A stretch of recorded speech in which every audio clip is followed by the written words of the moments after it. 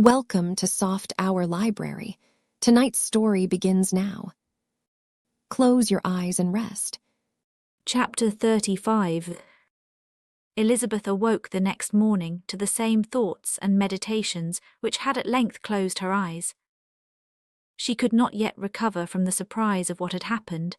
It was impossible to think of anything else, and totally indisposed for employment, she resolved soon after breakfast to indulge herself in air and exercise.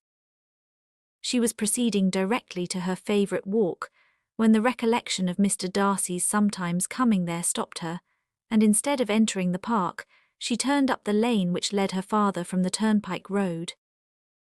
The park paling was still the boundary on one side, and she soon passed one of the gates into the ground.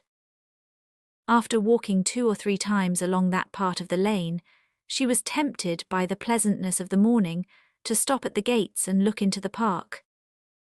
The 5 weeks which she had now passed in Kent had made a great difference in the country, and every day was adding to the verdure of the early trees. She was on the point of continuing her walk, when she caught a glimpse of a gentleman within the sort of grove which edged the park. He was moving that way, and fearful of its being Mr. Darcy, she was directly retreating. But the person who advanced was now near enough to see her, and stepping forward with eagerness pronounced her name.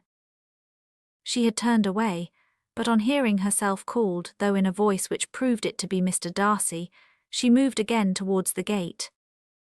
He had by that time reached it also, and holding out a letter which she instinctively took, said, with a look of haughty composure, "I have been walking in the grove some time in the hope of meeting you. Will you do me the honour of reading that letter?" And then, with a slight bow, turned again into the plantation, and was soon out of sight. With no expectation of pleasure, but with the strongest curiosity, Elizabeth opened the letter, and to her still increasing wonder, perceived an envelope containing 2 sheets of letter paper, written quite through in a very close hand. The envelope itself was likewise full. Pursuing her way along the lane, she then began it.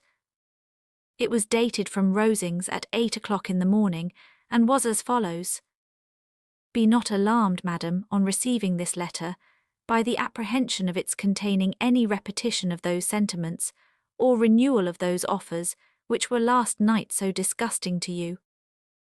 I write without any intention of paining you or humbling myself by dwelling on wishes, which for the happiness of both cannot be too soon forgotten, and the effort which the formation and the perusal of this letter must occasion should have been spared, had not my character required it to be written and read. You must therefore pardon the freedom with which I demand your attention.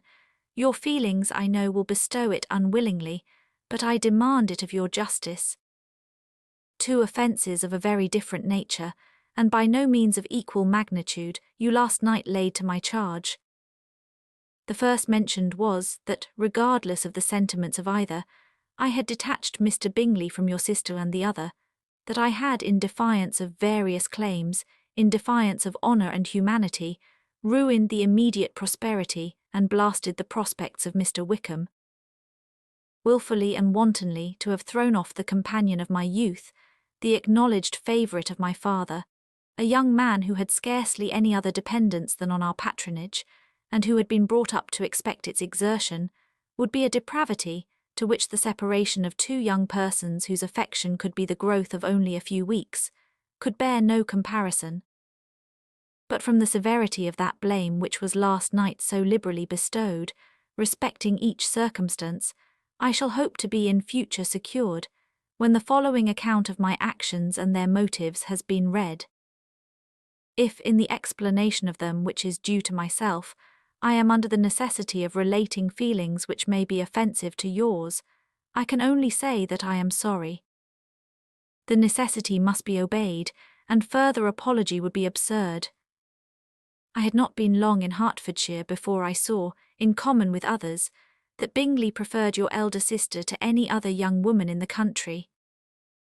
But it was not till the evening of the dance at Netherfield that I had any apprehension of his feeling a serious attachment. I had often seen him in love before, At that ball, while I had the honour of dancing with you, I was first made acquainted, by Sir William Lucas's accidental information, that Bingley's attentions to your sister had given rise to a general expectation of their marriage. He spoke of it as a certain event, of which the time alone could be undecided. From that moment I observed my friend's behaviour attentively, and I could then perceive that his partiality for Miss Bennet was beyond what I had ever witnessed in him. Your sister I also watched. Her look and manners were open, cheerful, and engaging as ever, but without any symptom of peculiar regard, and I remained convinced from the evening's scrutiny that though she received his attentions with pleasure, she did not invite them by any participation of sentiment. If you have not been mistaken here, I must have been in an error. Your superior knowledge of your sister must make the latter probable. If it be so, if I have been misled by such error to inflict pain on her, your resentment has not been unreasonable. But I shall not scruple to assert that the serenity of your sister's countenance and air was such as might have given the most acute observer a conviction that, however amiable her temper, her heart was not likely to be easily touched. That I was desirous of believing her indifferent is certain, but I will venture to say that my investigations and decisions are not usually influenced by my hopes or fears. I did not believe her to be indifferent because I wished it. I believed it on impartial conviction, as truly as I wished it in reason. My objections to the marriage were not merely those which I last night acknowledged to have required the utmost force of passion to put aside in my own case. The want of connection could not be so great an evil to my friend as to me. But there were other causes of repugnance, causes which, though still existing, and existing to an equal degree in both instances, I had myself endeavoured to forget, because they were not immediately before me. These causes must be stated, though briefly.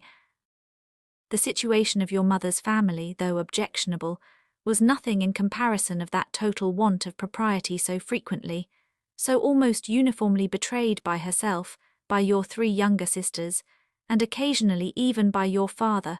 Pardon me, it pains me to offend you.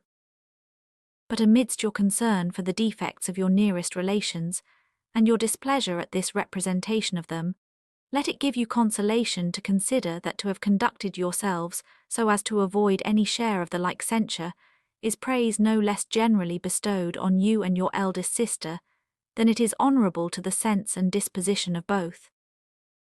I will only say, Father, that from what passed that evening my opinion of all parties was confirmed, and every inducement heightened, which could have led me before to preserve my friend from what I esteemed a most unhappy connection. He left Netherfield for London on the day following, as you, I am certain, remember, with the design of soon returning. The part which I acted is now to be explained. His sister's uneasiness had been equally excited with my own.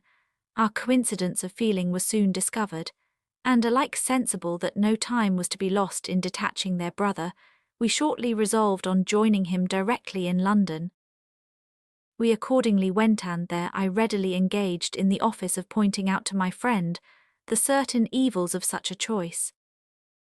I described and enforced them earnestly, but however this remonstrance might have staggered or delayed his determination, I do not suppose that it would ultimately have prevented the marriage, had it not been seconded by the assurance, which I hesitated not in giving, of your sister's indifference.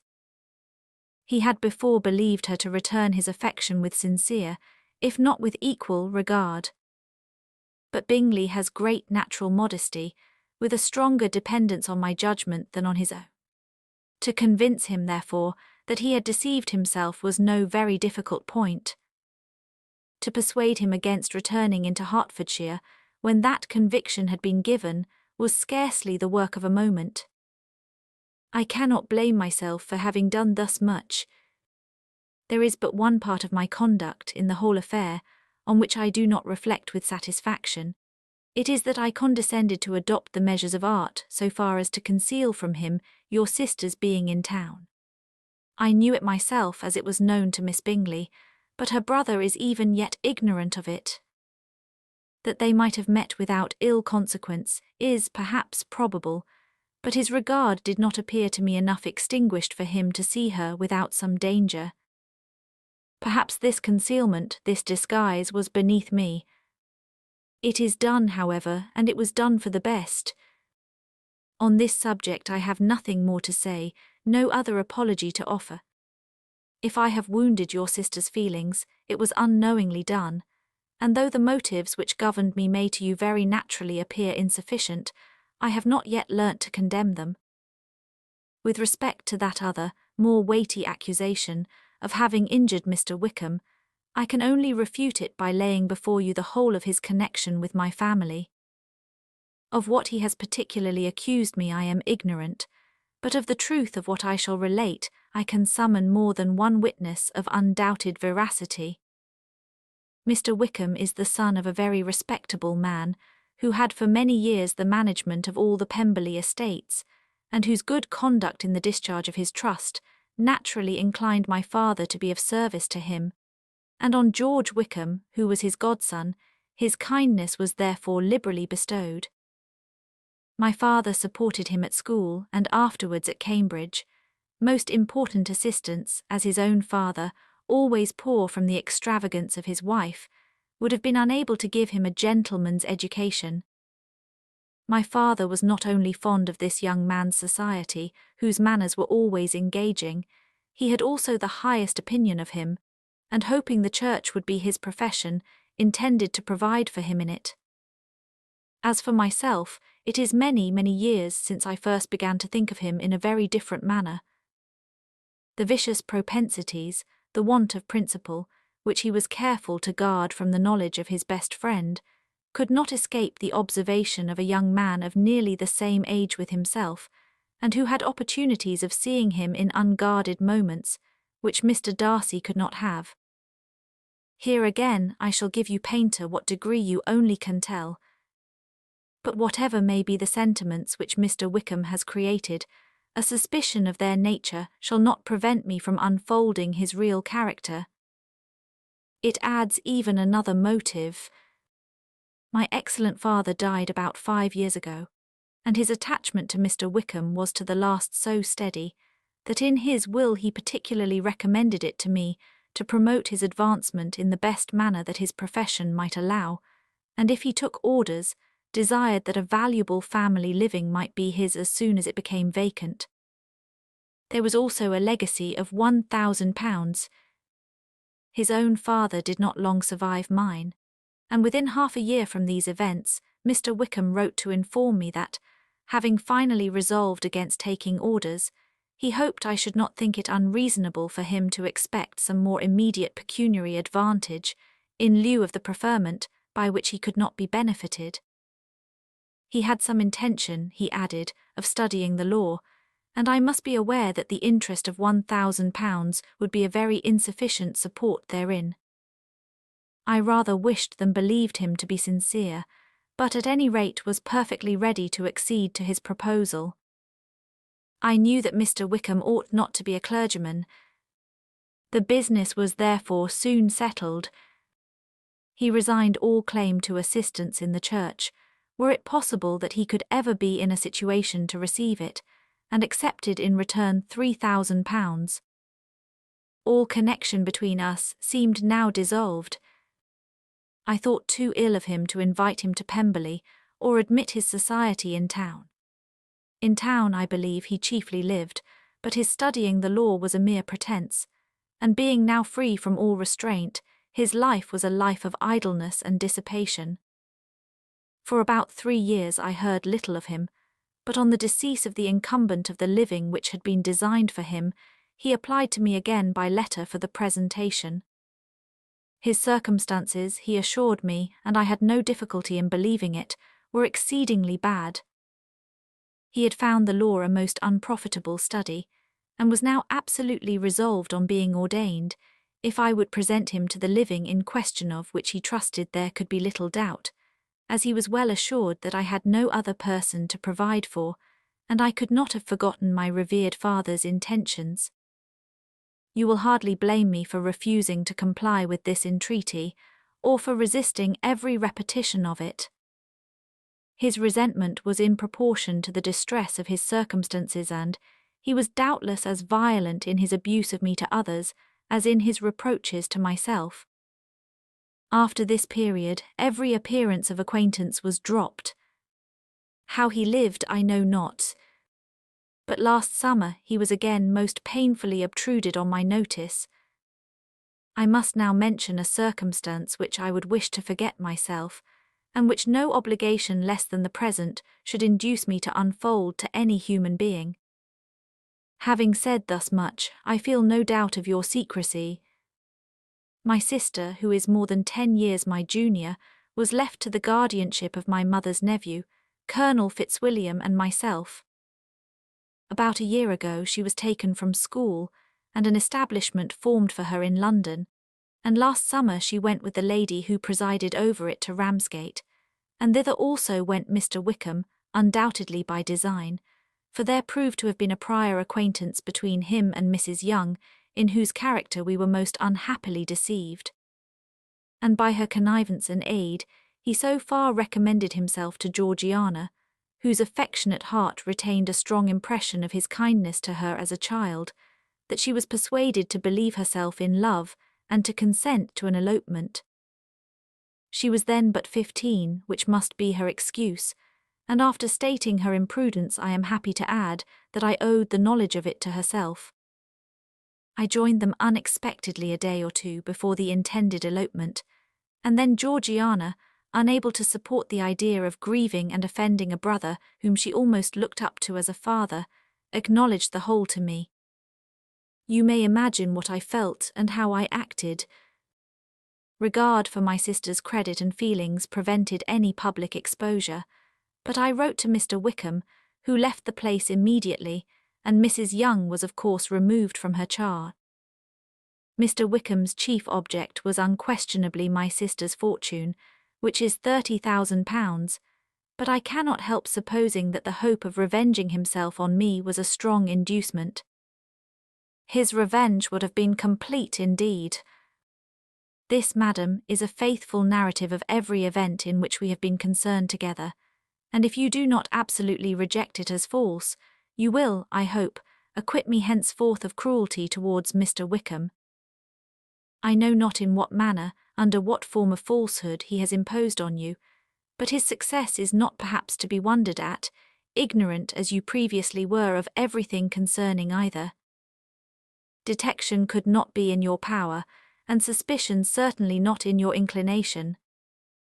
You may possibly wonder why all this was not told you last night, but I was not then master enough of myself to know what could or ought to be revealed. For the truth of everything here related, I can appeal more particularly to the testimony of Colonel Fitzwilliam, who, from our near relationship and constant intimacy, and still more as one of the executors of my father's will, has been unavoidably acquainted with every particular of these transactions. If your abhorrence of me should make my assertions valueless, you cannot be prevented by the same cause from confiding in my cousin, and that there may be the possibility of consulting him, I shall endeavour to find some opportunity of putting this letter in your hands in the course of the morning. I will only add, God bless you.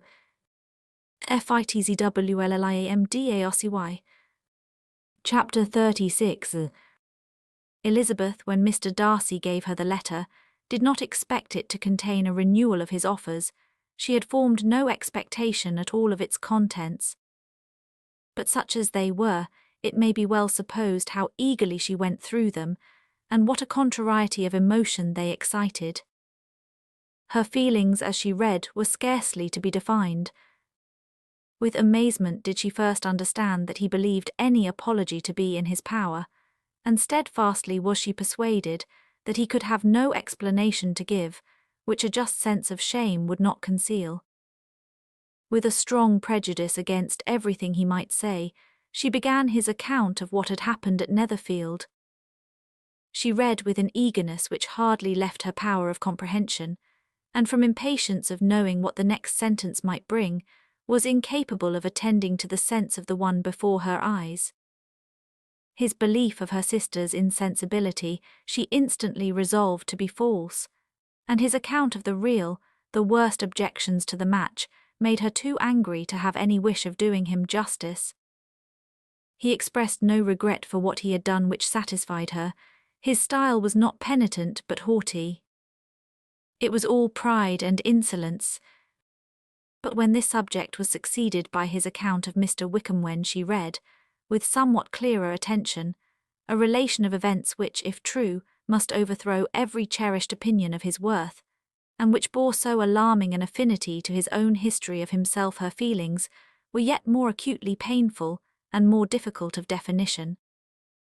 Astonishment, apprehension, and even horror oppressed her. She wished to discredit it entirely, repeatedly exclaiming, "This must be false, this cannot be, this must be the grossest falsehood," and when she had gone through the whole letter, though scarcely knowing anything of the last page or two, put it hastily away, protesting that she would not regard it, that she would never look in it again. In this perturbed state of mind, with thoughts that could rest on nothing, she walked on, but it would not do. In half a minute the letter was unfolded again, and collecting herself as well as she could, she again began the mortifying perusal of all that related to Wickham, and commanded herself so far as to examine the meaning of every sentence. The account of his connection with the Pemberley family was exactly what he had related himself, and the kindness of the late Mr. Darcy, though she had not before known its extent, agreed equally well with his own words. So far each recital confirmed the other, but when she came to the will the difference was great. What Wickham had said of the living was fresh in her memory, and as she recalled his very words, it was impossible not to feel that there was gross duplicity on one side or the other, and for a few moments she flattered herself that her wishes did not err. But when she read and re-read, with the closest attention, the particulars immediately following of Wickham's resigning all pretensions to the living, of his receiving in lieu so considerable a sum as £3,000, again was she forced to hesitate. She put down the letter, weighed every circumstance with what she meant to be impartiality, deliberated on the probability of each statement, but with little success. On both sides it was only assertion. Again she read on, but every line proved more clearly that the affair, which she had believed it impossible that any contrivance could so represent as to render Mr. Darcy's conduct in it less than infamous, was capable of a turn which must make him entirely blameless throughout the whole. The extravagance and general profligacy which he scrupled not to lay to Mr. Wickham's charge exceedingly shocked her, the more so as she could bring no proof of its injustice. She had never heard of him before his entrance into the Shire militia, in which he had engaged at the persuasion of the young man, who, on meeting him accidentally in town, had there renewed a slight acquaintance. Of his former way of life, nothing had been known in Hertfordshire but what he told himself. As to his real character, had information been in her power, she had never felt a wish of inquiring. His countenance, voice, and manner had established him at once in the possession of every virtue. She tried to recollect some instance of goodness, some distinguished trait of integrity or benevolence that might rescue him from the attacks of Mr. Darcy, or at least by the predominance of virtue, atone for those casual errors, under which she would endeavour to class what Mr. Darcy had described as the idleness and vice of many years, continuance. But no such recollection befriended her. She could see him instantly before her, in every charm of air and address, but she could remember no more substantial good than the general approbation of the neighbourhood, and the regard which his social powers had gained him in the mess. After pausing on this point a considerable while, she once more continued to read. But alas, the story which followed of his designs on Miss Darcy received some confirmation from what had passed between Colonel Fitzwilliam and herself only the morning before, and at last she was referred for the truth of every particular to Colonel Fitzwilliam himself, from whom she had previously received the information of his near concern in all his cousin's affairs, and whose character she had no reason to question. At one time she had almost resolved on applying to him, but the idea was checked by the awkwardness of the application, and at length wholly banished by the conviction that Mr. Darcy would never have hazarded such a proposal if he had not been well assured of his cousin's corroboration. She perfectly remembered everything that had passed in conversation between Wickham and herself in their first evening at Mr. Phillips's. Many of his expressions were still fresh in her memory. She was now struck with the impropriety of such communications to a stranger, and wondered it had escaped her before. She saw the indelicacy of putting himself forward as he had done, and the inconsistency of his professions with his conduct. She remembered that he had boasted of having no fear of seeing Mr. Darcy, that Mr. Darcy might leave the country, but that he should stand his ground, yet he had avoided the Netherfield ball the very next week. She remembered also that till the Netherfield family had quitted the country, he had told his story to no one but herself, but that after their removal it had been everywhere discussed, that he had then no reserves, no scruples in sinking Mr. Darcy's character, though he had assured her that respect for the father would always prevent his exposing the son. How differently did everything now appear in which he was concerned! His attentions to Miss King were now the consequence of views solely and hatefully mercenary, and the mediocrity of her fortune proved no longer the moderation of his wishes, but his eagerness to grasp at anything. His behaviour to herself could now have had no tolerable motive. He had either been deceived with regard to her fortune, or had been gratifying his vanity by encouraging the preference which she believed she had most incautiously shown. Every lingering struggle in his favour grew fainter and fainter, and in further justification of Mr. Darcy, she could not but allow that Mr. Bingley, when questioned by Jane, had long ago asserted his blamelessness in the affair, that, proud and repulsive as were his manners, she had never, in the whole course of their acquaintance which had latterly brought them much together, and given her a sort of intimacy with his ways, seen anything that betrayed him to be unprincipled or unjust, anything that spoke him of irreligious or immoral habits, that among his own connections he was esteemed and valued, that even Wickham had allowed him merit as a brother, and that she had often heard him speak so affectionately of his sister as to prove him capable of some amiable feeling, that had his actions been what Wickham represented them, so gross a violation of everything right could hardly have been concealed from the world, and that friendship between a person capable of it and such an amiable man as Mr. Bingley was incomprehensible. She grew absolutely ashamed of herself. Of neither Darcy nor Wickham could she think, without feeling that she had been blind, partial, prejudiced, absurd. "How despicably have I acted," she cried. "I who have prided myself on my discernment, I who have valued myself on my abilities, who have often disdained the generous candour of my sister, and gratified my vanity in useless or blameless distrust. How humiliating is this discovery, yet how just a humiliation! Had I been in love, I could not have been more wretchedly blind. But vanity, not love, has been my folly. Pleased with the preference of one, and offended by the neglect of the other, on the very beginning of our acquaintance, I have courted prepossession and ignorance, and driven reason away where either were concerned. Till this moment I never knew myself. From herself to Jane, from Jane to Bingley, her thoughts were in a line which soon brought to her recollection that Mr. Darcy's explanation there had appeared very insufficient, and she read it again. Widely different was the effect of a second perusal.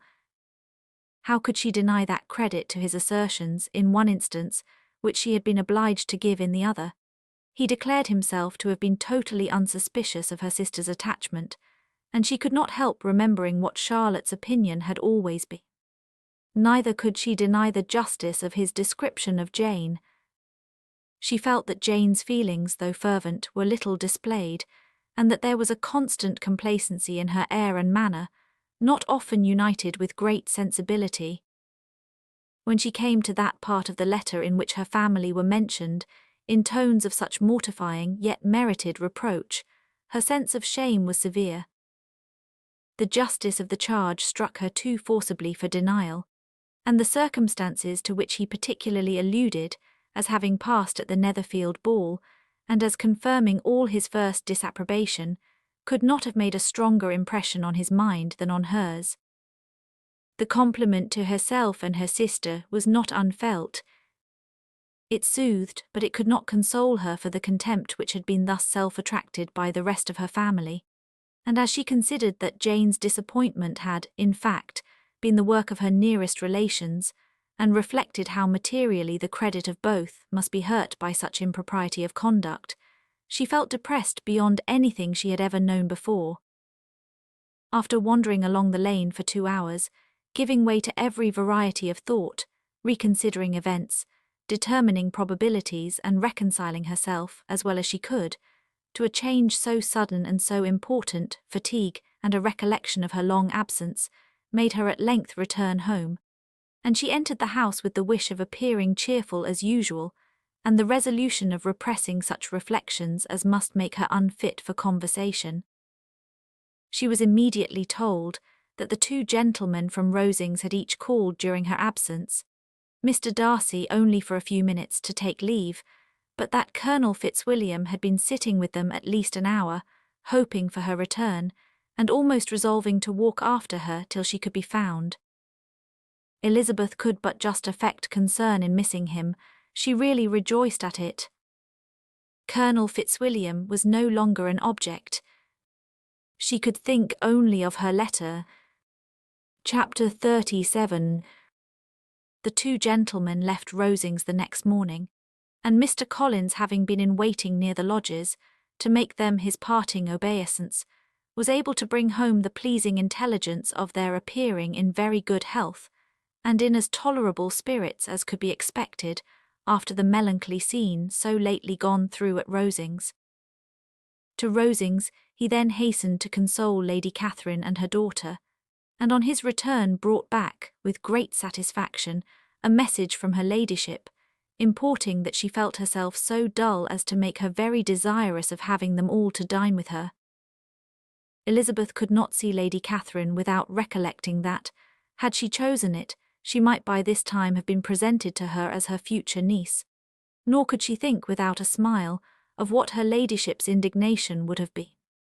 What would she have said, how would she have behaved, were the questions with which she amused herself.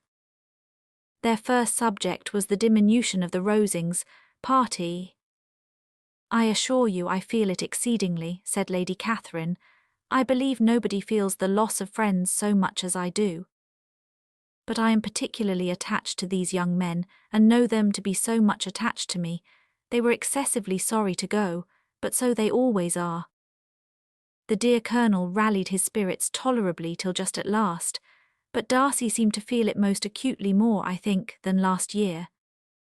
His attachment to Rosings certainly increases.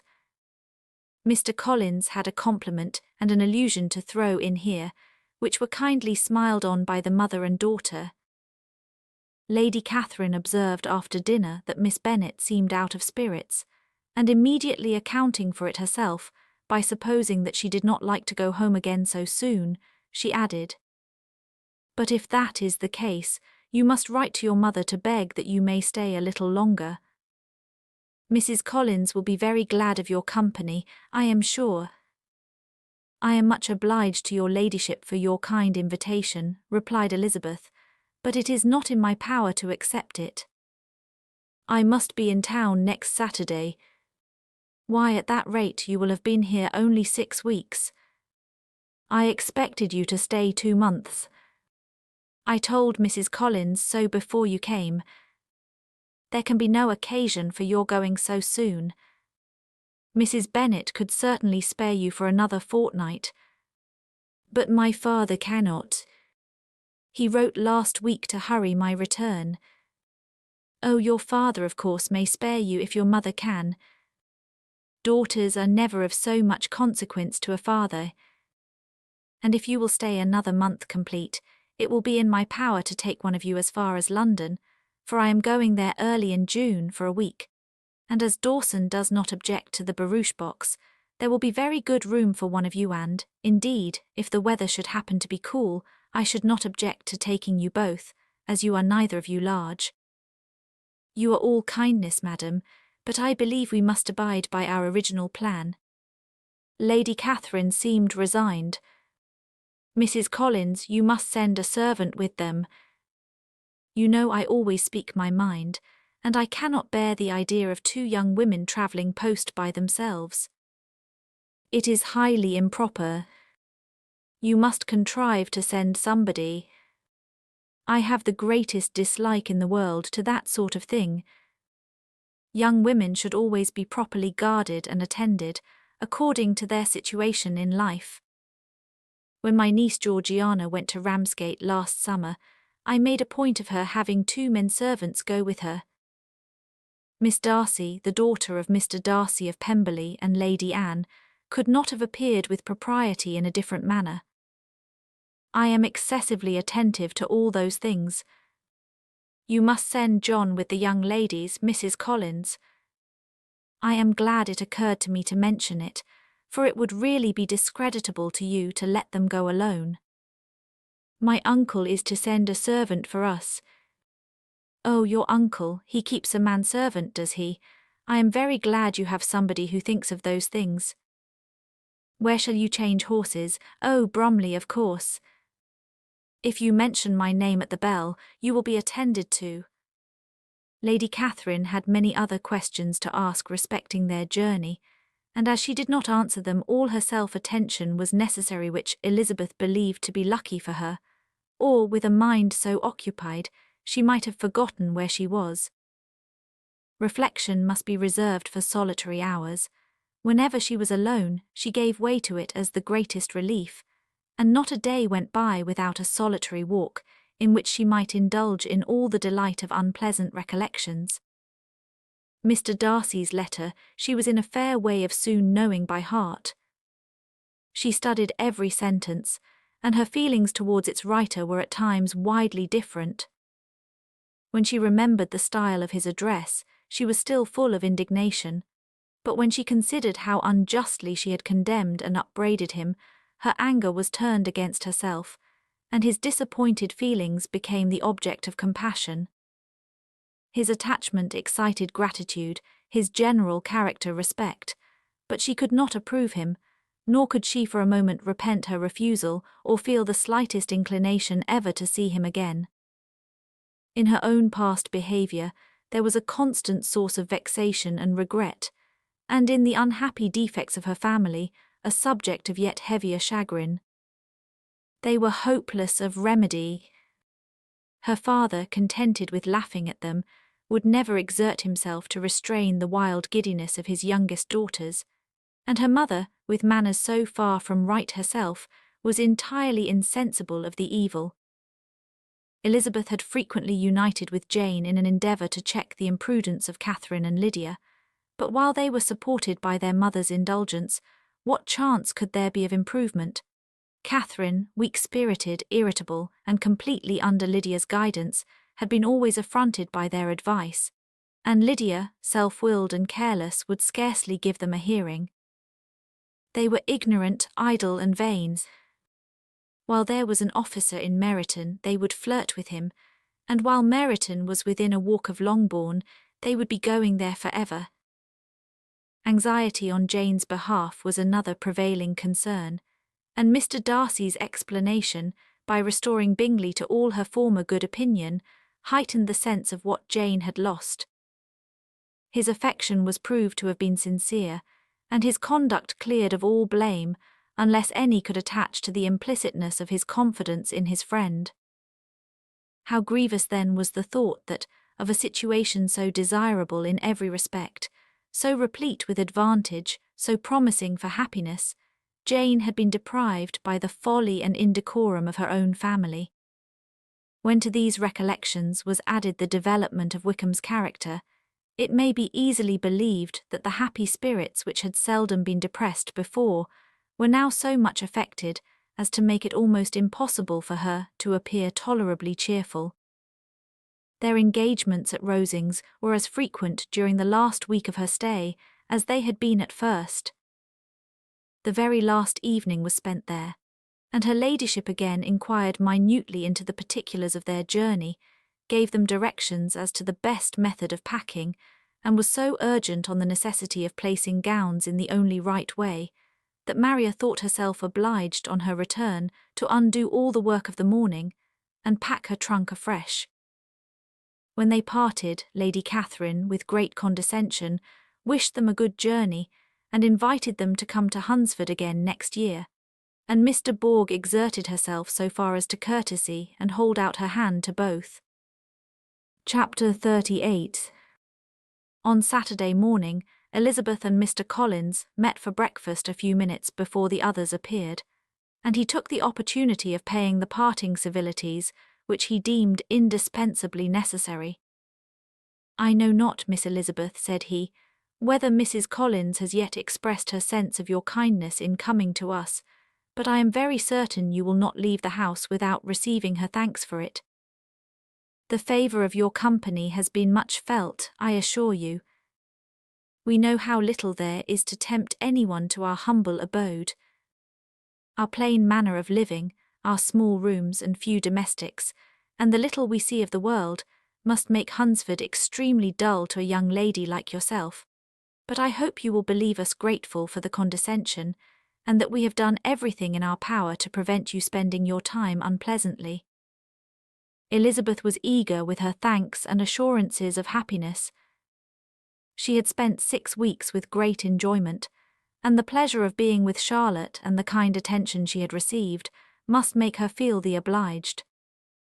Mr. Collins was gratified, and with a more smiling solemnity replied, "It gives me the greatest pleasure to hear that you have passed your time not disagreeably.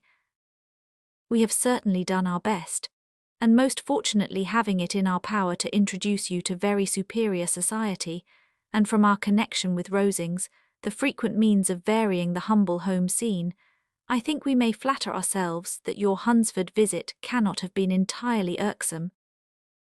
Our situation with regard to Lady Catherine's family is, indeed, the sort of extraordinary advantage and blessing which few can boast. You see on what a footing we are. You see how continually we are engaged there. In truth, I must acknowledge that, with all the disadvantages of this humble parsonage, I should not think anyone abiding in it an object of compassion, while they are sharers of our intimacy at Rosings." Words were insufficient for the elevation of his feelings, and he was obliged to walk about the room, while Elizabeth tried to unite civility and truth in a few short sentences. "You may in fact carry a very favourable report of us into Hertfordshire, my dear cousin. I flatter myself, at least, that you will be able to do so. Lady Catherine's great attentions to Mrs. Collins you have been a daily witness of, and altogether I trust it does not appear that your friend has drawn an unfortunate but on this point it will be as well to be silent. Only let me assure you, my dear Miss Elizabeth, that I can from my heart most cordially wish you equal felicity in marriage. My dear Charlotte and I have but one mind and one way of thinking. There is in everything a most remarkable resemblance of character and ideas between us. We seem to have been designed for each other. Elizabeth could safely say that it was a great happiness where that was the case, and with equal sincerity could add that she firmly believed and rejoiced in his domestic comforts. She was not sorry, however, to have the recital of them interrupted by the entrance of the lady from whom they sprang. Poor Charlotte, it was melancholy to leave her to such society, but she had chosen it with her eyes open, and though evidently regretting that her visitors were to go, she did not seem to ask for compassion. Her home and her housekeeping, her parish and her poultry and all their dependent concerns, had not yet lost their charms. At length the chaise arrived, the trunks were fastened on, the parcels placed within, and it was pronounced to be ready. After an affectionate parting between the friends, Elizabeth was attended to the carriage by Mr. Collins, and as they walked down the garden, he was commissioning her with his best respects to all her family, not forgetting his thanks for the kindness he had received at Longbourn in the winter, and his compliments to Mr. and Mrs. Gardiner, though unknown. He then handed her in, Maria followed, and the door was on the point of being closed, when he suddenly reminded them, with some consternation, that they had hitherto forgotten to leave any message for the ladies of Rosings. But he added, "You will of course wish to have your humble respects delivered to them, with your grateful thanks for their kindness to you while you have been here." Elizabeth made no objection. The door was then allowed to be shut, and the carriage drove off. "Good gracious," cried Maria after a few minutes' silence, "it seems but a day or two since we first came, and yet how many things have happened." "A great many indeed," said her companion with a sigh. "We have dined 9 times at Rosings, besides drinking tea there twice. How much I shall have to tell." Elizabeth privately added, "and how much I shall have to conceal." Their journey was performed without much conversation or any alarm, and within 4 hours of their leaving Hunsford, they reached Mr. Gardiner's house, where they were to remain a few days. Jane looked well, and Elizabeth had little opportunity of studying her spirits, amidst the various engagements which the kindness of her aunt had reserved for them. But Jane was to go home with her, and at Longbourn there would be leisure enough for observation. It was not without an effort, meanwhile, that she could wait even for Longbourn, before she told her sister of Mr. Darcy's proposals. To know that she had the power of revealing what would so exceedingly astonish Jane, and must, at the same time, so highly gratify whatever of her own vanity she had not yet been able to reason away, was such a temptation to openness as nothing could have conquered, but the state of indecision in which she remained as to the extent of what she should communicate, and her fear, if she once entered on the subject, of being hurried into repeating something of Bingley, which might only grieve her sister further,